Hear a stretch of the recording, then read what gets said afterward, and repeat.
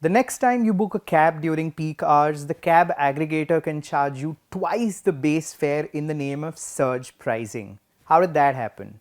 Ministry of Road Transport and Highways, as part of the revised Motor Vehicle Aggregator Guidelines, has raised the cap on surge pricing charged by cab aggregators from the earlier ceiling of 1.5 times the base fare. Besides dealing with surge pricing during peak hours, the guidelines also enable cab aggregators, Ola, Uber, and Rapido, among others, to charge a minimum of 50% of the base fare during non-peak hours. Is the raised price cap good or bad? Well, it depends on who you ask. For cab aggregators, it's a shot in the arm. Nearly a decade after the Delhi High Court drew a line in the sand, telling the cab aggregators that they cannot charge more than government stipulated rate.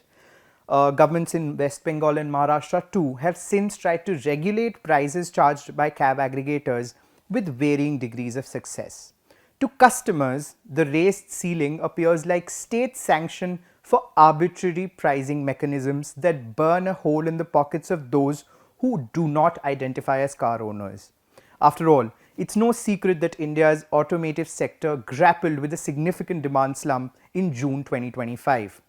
To add to that, the state's sanction for surge pricing will tighten cab aggregators' grip on the market. And who will pay the kingly sum that paves the way? You guessed it right. The customers who rely on these apps to commute daily. And more importantly, the burning question is not about the cap on surge pricing. It's about the concept itself. Who gets the surplus charged by cab aggregators? Does it go to the pocket of the gig worker who's pulling 16-hour shifts to make ends meet after paying the EMI for the car he bought to drive as a taxi? Or to the industry giants who disrupted the Indian mobility market with the help of billions of dollars raised as funding from institutional investors?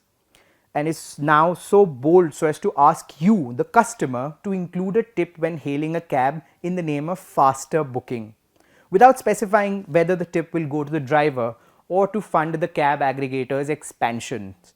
From a policy point of view, guidelines that deal with driver earnings or cancellation fines or even fitness tests for drivers, and of course the cap on surge pricing, are yet another example of the state introducing regulatory mechanisms not because there is a need for it, but because it can.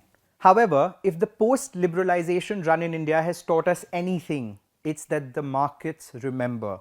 And 10 years down the line, these revised guidelines will be just another chapter illustrating how the state tried to tame the markets and lost. This is Amrtansh Arora for ThePrint.